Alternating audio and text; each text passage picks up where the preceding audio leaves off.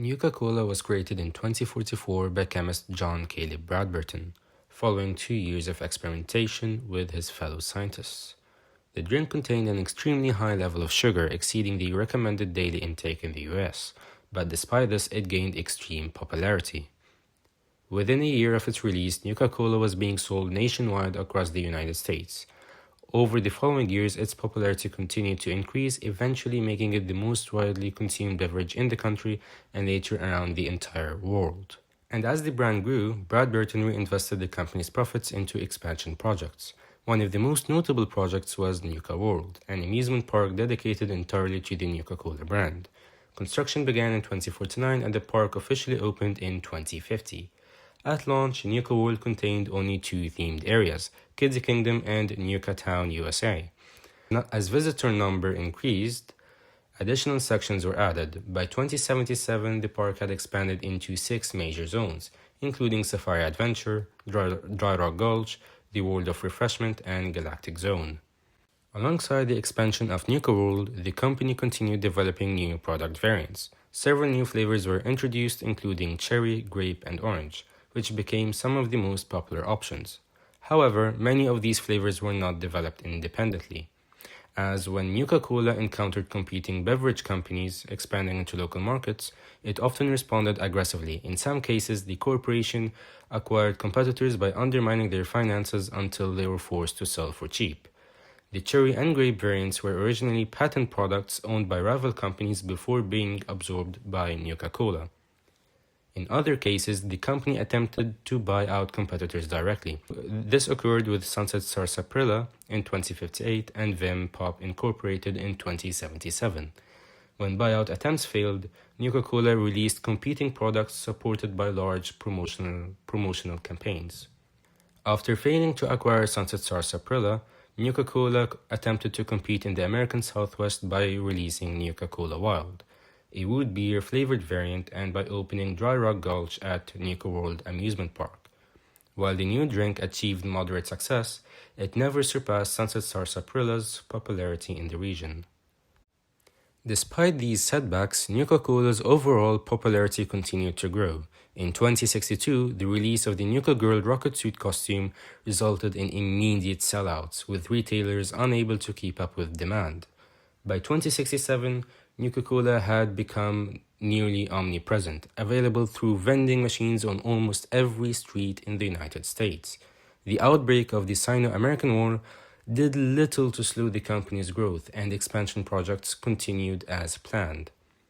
One of the most ambitious additions to Nuka-World during this period was Safari Adventure, which was widely regarded as a major achievement for the company. The project took 7 years to complete and housed hundreds of exotic animals collected from around the world, including polar bears, alligators, gorillas, and venomous snakes.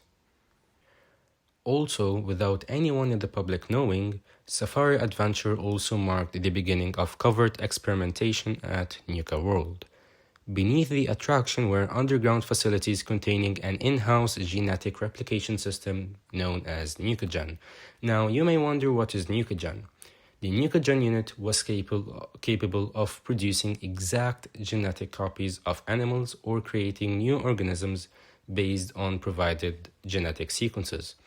While it could accept faulty or incomplete DNA samples, this often resulted in severe abnormalities, with some creatures emerging malformed or unstable and dying shortly after creation.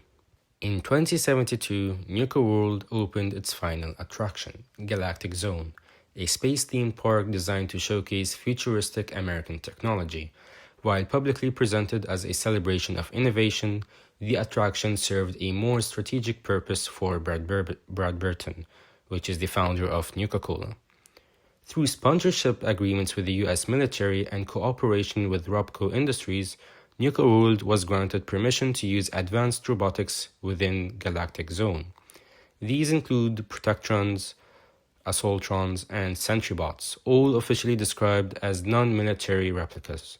In reality, the robots were controlled by a centralized star mainframe, allowing Bradburton to maintain a privately controlled robotic security force. To further ensure his safety, Volta constructed a private underground sanctuary beneath Nuketown, USA, using the most advanced vault technology available. And now, as the 21st century progressed, Bradburton's priorities shifted away from corporate expansion and toward personal survival. As in 2076, he entered into an agreement with the United States Army Research Laboratory.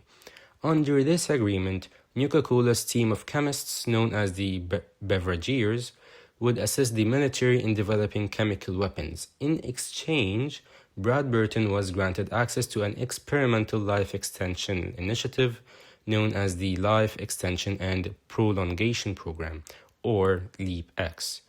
This arrangement led to the creation of Project Cobalt, a joint research effort. Bradburton financed the project using both his personal fortune and funds diverted from Nuka-World's budget. While park employees raised concerns about reduced safety measures, these concerns were largely ignored. And now, by October 2076, lead chemist Rex Meacham reported the successful creation of a weaponizable isotope of strontium-90. The isotope had severe potential military applications, including use as a coating for power armor, specialized munitions for the experimental M42 Fat Man, and as an area effect weapon deployable from devices such as the Thirst Zapper. In addition to its military uses, the isotope was also deemed marginally safe for inclusion in a new beverage. Bradburton approved its commercial use, and the new product was named Nuka-Cola Quantum. And to expedite its release, Nuka-Cola Quantum was presented to the public as a result of a 3-year research program. Focus groups were used to test multiple variants of the radioactive isotope in order to determine a version safe for human consumption. These tests resulted in numerous fatalities, with at least 62 test subjects dying from organ failure, and many others suffering severe radiation injuries.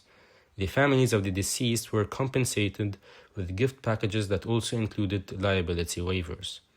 Eventually, a stable isotope was approved, and in 2077, Nuka-Cola Quantum was released in select East Coast cities, including Boston and Washington, D.C. And around the same exact time, Bradburton proceeded with the final stage of the LEAP-X program, the program that he wanted to use to extend his life. Now, due to the technology's limitations, it was only capable of preserving approximately 15 pounds of organic material, roughly equivalent to the weight of a human head. Prior to October 2077, Bradburton underwent the procedure, having his head and brain surgically removed and placed into the LEAP-X life support system beneath his private vault at Nuka-World. With his physical mobility lost, corporate leadership was transferred to his executive assistant, Peyton Huxley. Approximately 6 months later, the Great War occurred, which was a nuclear conflict between the United States and China, which brought the collapse of civilization and the effective end of the Nuka-Cola Corporation. Despite this, Nuka-Cola itself remained widespread throughout post-war North America. Large quantities of the drink continued to exist long after the loss of refrigeration and infrastructure. Although typically warm, flat, and mildly radioactive, Nuka-Cola remained highly sought after. For many survivors of the wasteland, it became both a familiar comfort and a powerful addiction, ensuring that the legacy of Nuka-Cola endured long after the world that created it was gone. And that sums up Nuka-Cola's lore as a brutal and ruthless company. I would really appreciate it if you subscribe, as these videos requires a lot of time from me. Anyways, thanks for watching and see you in the next video.